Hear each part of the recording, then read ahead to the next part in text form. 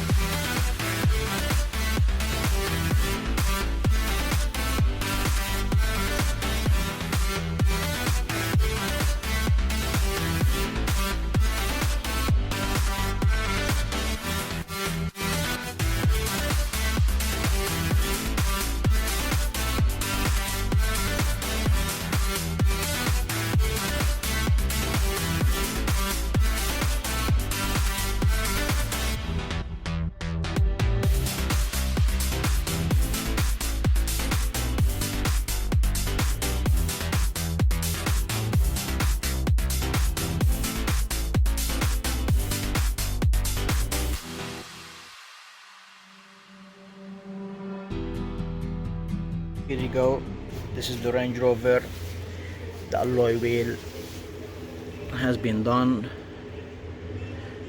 Look proper, shiny, glossy, smooth, not like before. He had a curve on it and faded color. So the vehicle has been done.